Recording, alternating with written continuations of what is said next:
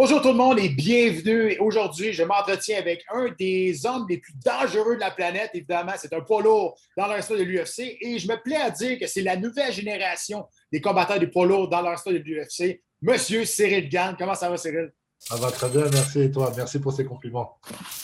Ça va très, très bien, merci. Samedi prochain, le 27 février, tu vas affronter Rosenio Rosenstruck dans probablement le combat le plus important de ta carrière. Comment est-ce que tu approches ce combat-là face à un gros cognard comme Rosenstruck? Bah écoute, comme tous mes combats précédents, excuse-moi, sans trop de stress, on a beaucoup travaillé avec l'équipe. On sait ce qu'on va faire et j'espère que ça marchera. Donc non, pas plus de stress que mon ancien combat contre Junior Dos Santos, par exemple. Justement, ton combat face à Junior Dos Santos, c'était encore à Apex Center. Et on sait que c'est une petite octogone qu'on utilise au Apex Center. Pour des gros bonhommes comme vous, il reste plus bien de place, là. Est-ce que la stratégie est différente de se battre dans un petit octogone pour vous, des gros bonhommes comme vous autres? La stratégie, non, ça n'a pas trop impacté sur la stratégie, mais c'est clair que ça fait une différence. Il y a une réelle différence. Pourtant, je crois qu'il n'y a même pas un mètre de différence de diamètre. Ah oui? Bon, bref, en tout cas, non, non, non, ça, c'est pas gênant, c'est pas gênant. En 2019, tu as été assez actif. Tu t'es battu 4 fois. Et en 2020, ben, seulement une seule fois. Tu n'as pas été très actif. Mais là, maintenant, on t'offre tout un combat pour le main event de l'UFC pour commencer le 2021. Est-ce que tu as un nombre de combats en tête que tu aimerais faire et être plus actif en 2021? Oui, alors je pense que le bon ratio, c'est de faire 3 ou 4 combats par an, histoire de pas trop s'abîmer aussi physiquement et puis prendre le temps de faire des bons camps d'entraînement. Je pense que 3 à 4 combats, je pense que c'est le bon ratio.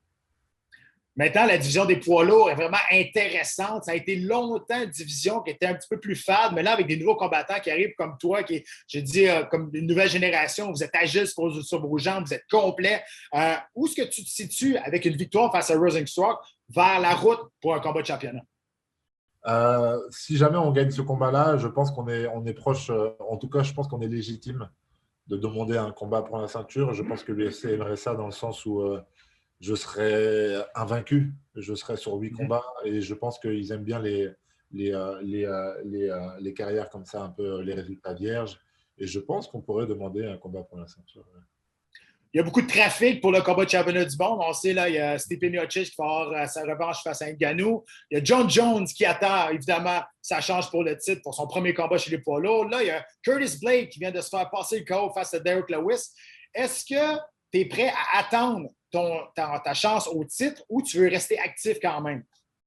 On préférait ne pas prendre des risques et si jamais on est légitime et qu'il y a un accord qui se passe, je pense qu'on attendrait le fameux combat pour ne pas prendre de risques tout simplement et pour garder le résultat vierge au niveau de la carrière, quoi. Mm-hmm. L'année passée est arrivé quelque chose de très important pour toi au niveau sentimental. La France, enfin, on a légalisé les arts martiaux mixtes et c'est reconnu maintenant. On a levé également l'espèce de ban sur la projection des événements également. Donc, qu'est-ce que ça te rapporte, toi? Qu'est-ce que ça te fait de savoir que les arts martiaux mixtes maintenant sont légales en France? Ben, c'est une superbe nouvelle. C'est une superbe nouvelle pour le MMA français, pour les fighters français dans un premier temps, pour avoir plus d'exposition. Ils vont pouvoir avoir l'opportunité déjà de signer avec l'UFC. On sait très bien comment ça se passe quand l'UFC va dans un pays. C'est pour quand même aussi promouvoir les fighters du pays, un minimum, surtout sur les prélims. Donc ouais, ça va pouvoir mettre de la lumière sur pas mal de fighters français et créer un peu des carrières comme ça.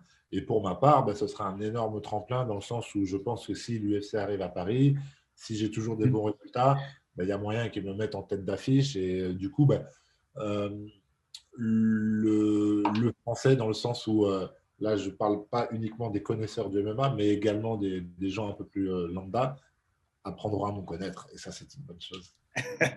C'est sûr que si on s'en va à Paris, le combat de rêve pour un main event, ça serait toi face à Francis Ngannou. C'est sûr que ça serait un combat de rêve pour faire le premier gala à Paris. Qu'est-ce que tu penses de ça? Est-ce que tu penses que tu aimerais être à tête d'affiche face à Francis Ngannou à Paris? Est-ce que j'aimerais être en tête d'affiche forcément face à Francis Ngannou? Pas spécialement. En tête d'affiche, ça, par contre, oui, Ouais. j'aimerais beaucoup l'être. Ça, c'est certain. Peu importe contre qui et peu importe s'il y a un titre ou non, etc. D'ailleurs, je ne sais même pas s'ils aimeraient si l'UFC aimerait faire un titre pour le premier event à Paris, c'est pas sûr. Mais bon, voilà, on verra ce qu'ils nous proposeront. Est-ce que tu as vu des changements en France depuis la légalisation des arts martiaux mixtes? Est-ce que tu as vu un bond au niveau de l'intérêt de ce sport-là? Oui, il y a beaucoup plus d'engouement. Comme je disais un peu, je parlais il y a les connaisseurs de MMA, ceux qui ont l'habitude, ceux qui sont dedans depuis longtemps. Et il y a maintenant les gens d'autres secteurs, genre je vois des acteurs ou peu importe le secteur, qui commencent à s'y intéresser, qui commencent à partager. Et ça, c'est cool. Et tu sens du coup que, aïe, ça commence à se propager. Alors quand il y aura vraiment les events en France, ça va vraiment se décupler, je pense. Tu parlais de l'UFC, ils sont bons pour faire reconnaître des nouveaux talents, spécialement si on va en France, vu que c'est nouveau. Est-ce qu'il y a peut-être des partenaires d'entraînement ou des noms que tu pourrais nous donner, peut-être qui pourraient exploser avec l'avenue de l'UFC en France? Oui, oui, oui, au MMA Factory et aussi en dehors. Hein, je ne fais pas juste de la pub pour le MMA Factory, mais ne serait-ce qu'au MMA Factory, on a pas mal de talents. On a le vétéran déjà Taylor Lapillus, on a son frère Damien Lapillus, on a des gars comme Ahmed qui vient de combattre, on a des gars comme il y a qui d'autre? Il y a Faisal aussi qui va se relancer en poids lourd. On a Mehdi Ben Lagdar qui est au Cage Warrior actuellement. Enfin, il y a vraiment du monde. Il y a vraiment du monde.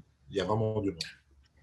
Tu parlais qu'il y avait beaucoup de talent au MMA Factory, mais toi-même, on a découvert un nouveau talent dans les films maintenant. Tu as fait un caméo dans un film à Netflix qui s'appelle En passant Pet Show. Comment est-ce que tu as trouvé ton expérience tournée dans un film comme ça? J'ai adoré, j'ai adoré. Et en vrai de vrai, c'est ma première réelle expérience avec dialogue.